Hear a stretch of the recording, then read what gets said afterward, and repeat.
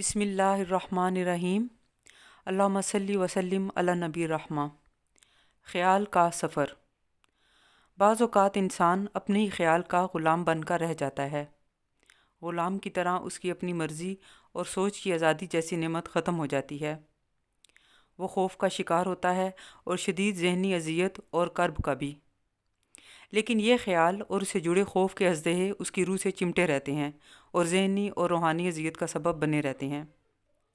انسان ساری زندگی بیرونی عوامل کو مورد الزام ٹھہراتا ہے اور باہر کی دنیا کو سنوارنے اور درست کرنے میں ہلکان ہوتا رہتا ہے اور مزید تھکن کا شکار ہو جاتا ہے، حالانکہ اصل مسئلہ روح کا ہے، جس کی تطہیر کا ذمہ اللہ نے خود لیا ہے اور اپنے نبی صلی اللہ علیہ وآلہ وسلم کو یہ ذمہ داری سونپی کہ رہتی دنیا تک آپ صلی اللہ علیہ وسلم کی رحمت گناہ گاروں کی تطہیر کا سبب بنے گی۔ انسان کو اللہ نے اپنا نائب بنا کر دنیا میں بھیجا ہے۔ بدقسمتی سے ہم نے اس منصب کو نہ کبھی سمجھا اور نہ ہی اس کی تربیت کی۔ اس کو سمجھانے کا طریقہ بھی قدرت کا بےحد نرالا ہے۔ انسان کے ظرف اور استطاعت کے بقدر آزمائش کی بھٹی سے گزارتا ہے، جس کی مثال مولانا روم رحمۃ اللہ علیہ نے اپنی مثنوی میں یوں دی ہے کہ جب لوہا گرم ہو جاتا ہے تو آگ بن جاتا ہے۔ اگر یقین نہ آئے تو ہاتھ لگا کر دیکھ لو، وہ زبان حال سے بتاتا ہے کہ اس کی ماہیت بدل گئی ہے۔ اسی طرح اللہ بھی انسان کے اندرونی صفات کو بدل کر رکھ دیتا ہے۔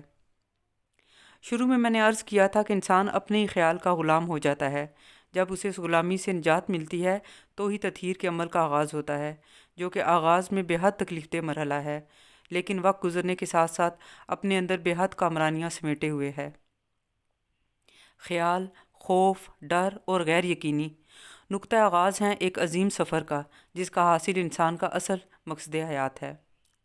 علامہ نے اسی طرف اشارہ فرمایا تھا کہ تیرا آئینہ ہے وہ آئینہ کہ شکستہ ہو تو عظیم تر ہے نگاہ آئینہ ساز میں۔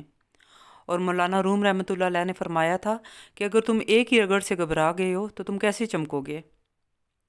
نیابت کے اس سفر میں اہل اللہ پہ وہ وقت بھی آتا ہے کہ جب غم اور خوف سے انہیں نجات دے دی جاتی ہے۔ الا ان اولیاء اللہ لا خوف علیہم ولا هم یحزنون۔ خبردار، بے شک اللہ کے دوستوں کے لیے نہ ہی کوئی خوف ہے اور نہ ہی وہ غمگین ہوں گے۔ یہی تربیت کی معراج اور حاصل ہے جس کی حسرت فرشتوں نے کی ہے۔ آپ سب کا بہت شکریہ۔